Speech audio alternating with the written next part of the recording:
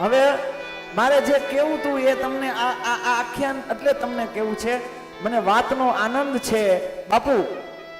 અમારે જ્યારે કથા નક્કી થઈ ને ત્યારે બધા ખૂબ છોકરાઓ ચર્ચા કરતા હતા કે અમારે રોજ જ્ઞાતિ ભોજન કરાવું, રોજ જ્ઞાતિ ભોજન કરાવું. મેં કીધું એ બધી વ્યવસ્થાઓ ને એ બધું પછી આમ કેમ પોગાશે તમારા, આ તમે છોકરાઓ પહેલી વાર આયોજન કરો અને આવડું મોટું જમણવાર, એ કે થઈ જશે તો થઈ જાય.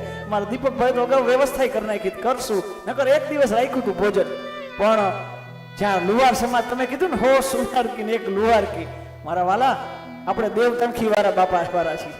જેમ તેમ નહીં, એક દિવસનું વિચાર્યું નતું અને હાથે હાથ દિવસ નાથ, આખી મોરબીની નાથ હાથે હાથ દિવસ આ અન્નદાન. અને અન્નદાનમાં જે પરિવારે જે અનુદાન આપ્યું છે, આ એની કથા હું તમને કહું છું. આ એની કથા છે, સાંભળજો. અન્નદાનનું શું મહત્વ છે.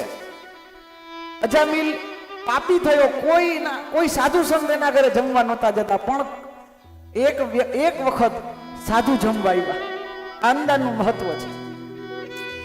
એક શિયાળો હતો, શિયાળામાં એક વેપારી કરતો, એક વેપારી હતો કરિયાણાનો ઇત્યાદિ વેપાર કરતો હતો.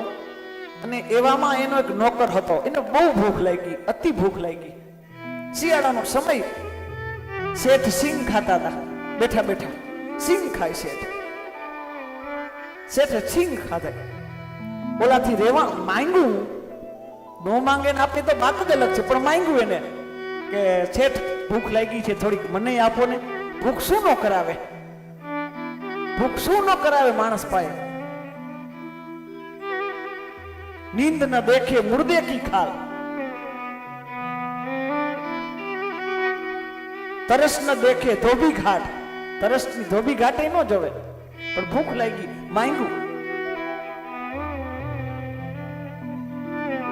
શેઠે કીધું કે અમે શેઠ કહેવાય, અમે સિંગ ખાય, તારે સિંગ નો ખવાય, તું અમારો નોકર છો. આમ કરી શેઠે ફોતરા કાઢ્યા સિંગના. એ કે દાણા હું ખાઉં, ફોતરા તું ખા, એટલે કાંઈ વેસ્ટ ન જાય, આલે તું ખા. આ મસ્કરીમાં સિંગના ફોતરા દીધા, ખરેખર સિંગ દેવી જાય ને, ફોતરા દીધા, કાંઈ વાંધો નહીં. હવે એ પછી શેઠ વયા જાય ને, બધાની ઉંમર થાય તો જાય, એમાં કાંઈ ગુજરી ગયા શેઠ. તો હવે આવું જે કરે એને નરકમાં જવાનું હોય ને. કોકને ભૂખાને ખવડાવે નહીં અને આ સિંગ પોતે ખાઈને ફોતરા બીજાને ખવડાવે, નરકમાં જ જાય ને. હા, આ શેઠે નરકમાં ગયા તો કીધું કે આને શું સજા થવી જોઈએ. એક યાદ રાખજો, દાન દેવામાં પાત્રતા સાવચેતીથી જાણજો. તમારે દાન દેવું હોય, તમારી લક્ષ્મી ગમે ત્યાં ન જાય. દાન આંખ ખુલ્લી આંખે દેવાનું છે, આંખ બંધ કરીને દાન ન થાય.